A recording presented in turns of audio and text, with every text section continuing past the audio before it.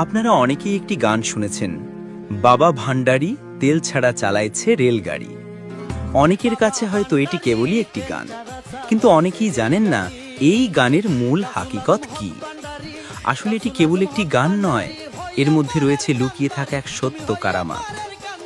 এই গানের পেছনে আছে এক মহাজাগতিক ঘটনা, এক অলৌকিক কাহিনী, যা ঘটিয়েছিলেন বিশ্ব আলী হযরত সৈয়দ জিয়াউল হক মাইজ ভান্ডারী কেবলা। তাহলে শুনে নিন কেন লেখা হয়েছিল সেই গান এবং কিভাবে বাস্তবে তেলবিহীন গাড়ি চলেছিল জিয়া বাবার ইশারায়। এই সেই কারামত ধন্য গাড়ি। এই গাড়ির মাধ্যমেই সৈয়দ জিয়াউল হক মাইজ ভান্ডারী অসংখ্য কারামত দেখিয়েছেন। তৎকালীন শাহানশাহ সৈয়দ জিয়াউল হক মাইজ ভান্ডারী কেবলার গাড়ির ড্রাইভার ছিলেন চট্টগ্রাম জেলার ফটিকছড়ির আজিমনগরের নাসির আহমদ।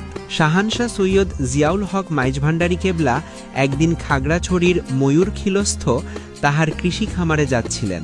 মাইজ ভান্ডার দরবার শরীফ থেকে 7 মাইল দূরে বিবিরহাট পেরিয়ে গেলে গাড়ির তেল ফুরিয়ে যায়। ড্রাইভার জিয়া বাবাকে বললেন, বাবাজান, গাড়ির তেল শেষ হয়ে গেছে।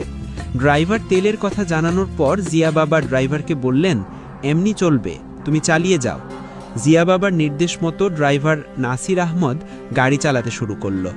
তেল শূন্য জিপটা চালিয়ে সেখান থেকে 8 মাইল দূরে ধুরং নদীর পাড়ে পৌঁছানোর পর জিয়া বাবা ড্রাইভারকে বলে, গাড়ি থামাও আর গাড়ির পেট্রোল ট্যাঙ্কে এই ধুরং নদী থেকে পানি ভরে নাও। ড্রাইভার নির্দেশ পালন করলেন এবং পেট্রোল ট্যাঙ্কে পানি ভরে নিলেন। অতঃপর গাড়ি চালিয়ে প্রায় 30 মাইল গাড়ি চালিয়ে জিয়া বাবাকে গন্তব্যস্থানে পৌঁছালেন ড্রাইভার নাসির আহমদ। আল্লাহর অলির কি এক কারামত! তেল ছাড়া গাড়ি চালিয়ে মাইল কি মাইল পথে গাড়ি চালাতে সক্ষম হন।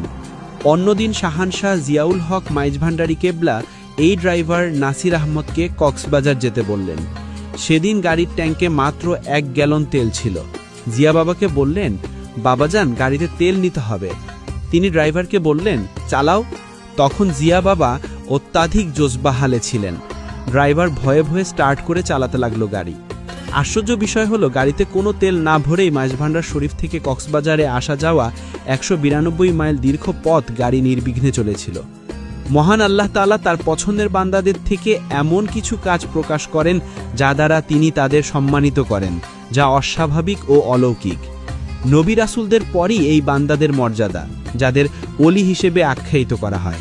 পবিত্র কুরআনে আল্লাহ তাআলা ইরশাদ করেছেন, জেনে রাখো, নিশ্চয়ই যারা আল্লাহর ওলি তাদের কোনো ভয় নেই এবং নেই কোনো চিন্তা। সূরা ইউনুস 62 নম্বর আয়াত। আল্লাহ তাআলার প্রিয় বান্দাদের বৈশিষ্ট্যের সর্বোচ্চ নিদর্শন মোজেজা ও কারামত। মোজেজা প্রকাশ পায় নবী ও রাসূলদের মাধ্যমে, আর কারামত হক্কানি আউলিয়ায়ে কেরামদের জন্য নির্ধারিত।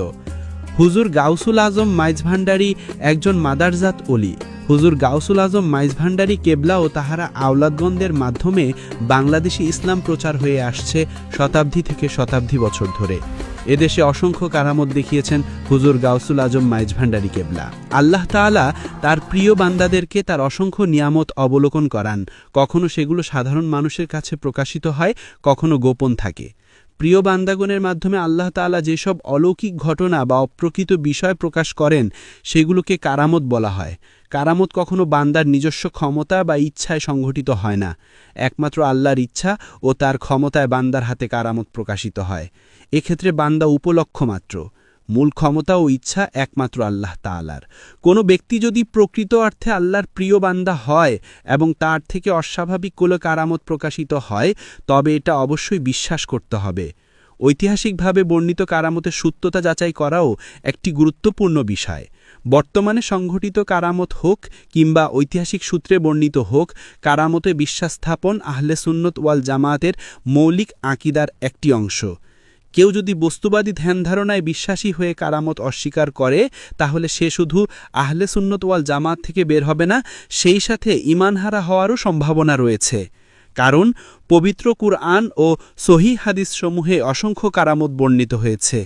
মৌলিকভাবে কারামত অস্বীকারের অর্থ হল কুরআন ও হাদিসের এসব ঘটনা অস্বীকার করা।